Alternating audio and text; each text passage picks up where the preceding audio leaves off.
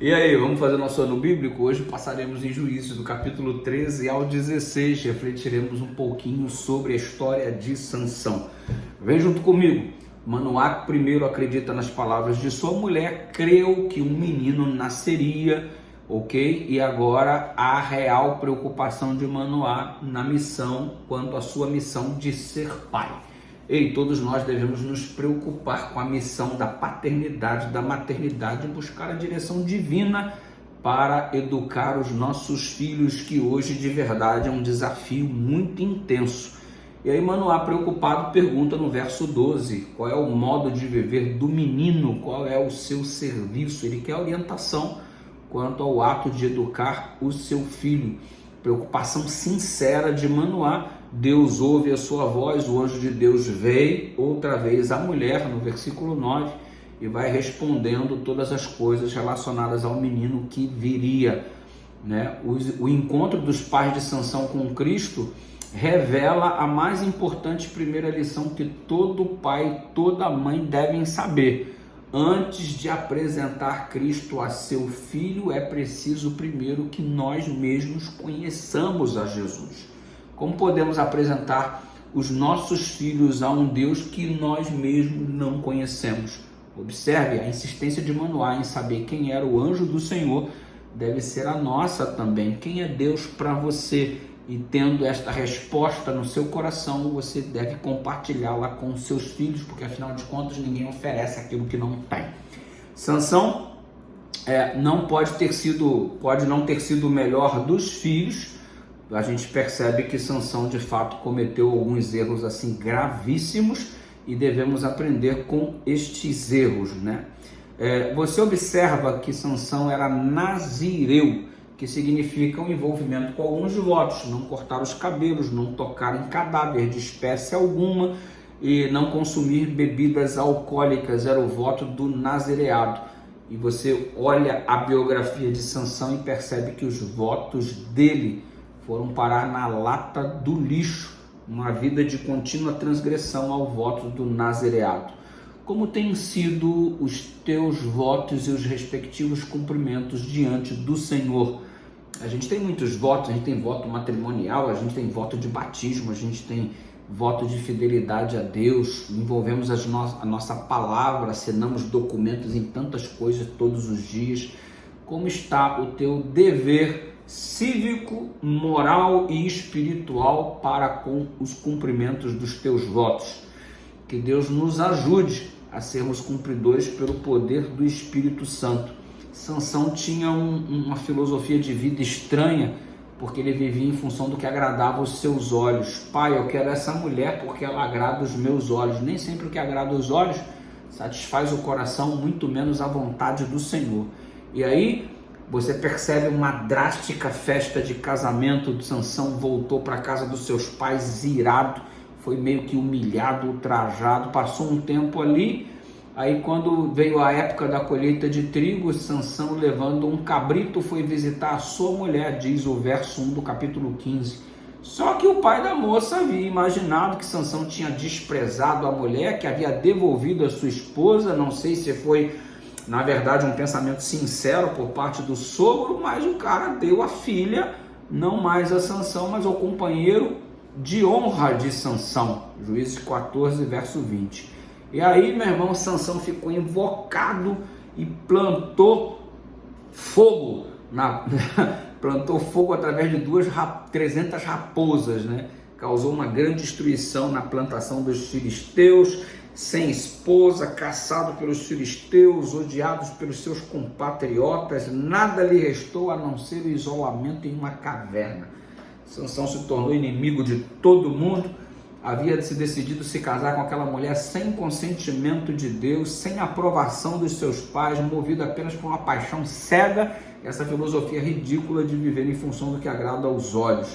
E os planos foram todos frustrados.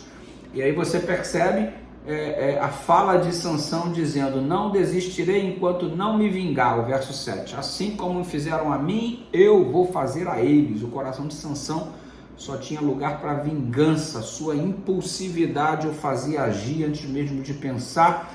Ele sabia que sua força vinha do poder de Deus, mas suas motivações não vinham de Deus, estavam distantes do propósito divino.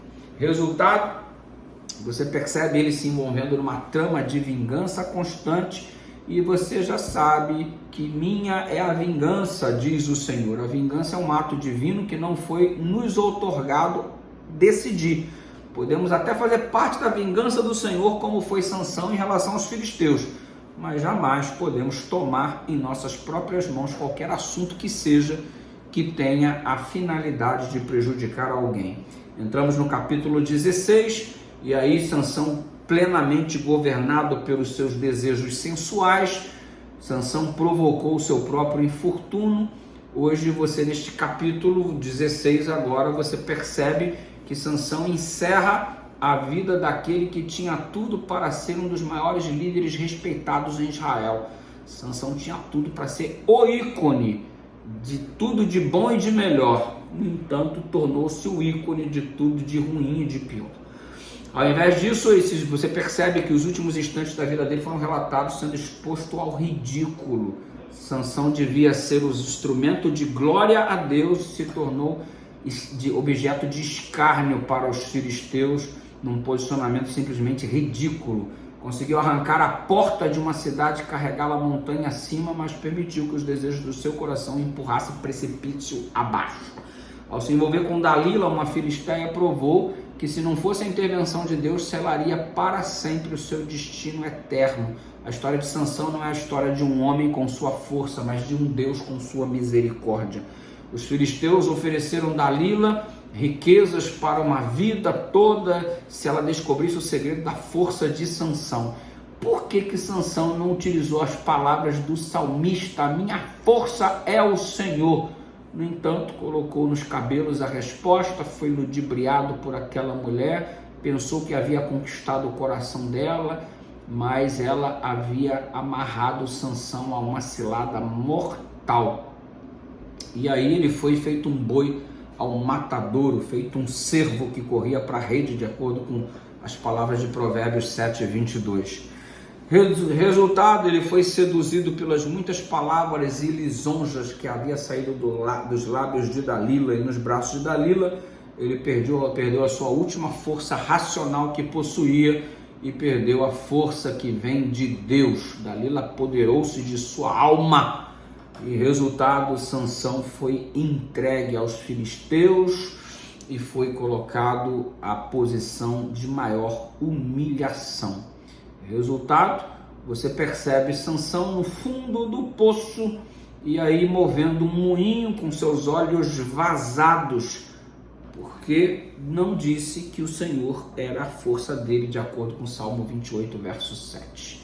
Teria um final bem diferente se Sansão tivesse se posicionado de um modo diferente. E diante de tudo isso, Sansão precisou ficar cego para enxergar que dependia totalmente de Deus e que suas más escolhas lhe trouxeram consequências trágicas. Deus está disposto a transformar nossos atos ruins em pontes de ligação para o céu através de um milagre. E aí você percebe Deus com sua misericórdia fazendo isso em Sansão. Não sei quão longe você foi, assim como você não sabe quão longe em minha vida também já fui. Mas Deus é capaz de nos resgatarmos e transformar os nossos erros em oportunidades para milagres. Deus está disposto a fazer isso por nós, como fez com Sansão. Que a sua força seja notavelmente conhecida como um dom de Deus, ou seja, o Senhor é a nossa força. Graça e paz, amanhã tem mais. Beijão no seu coração. Obrigado por se recordar comigo aqui a história de Sansão.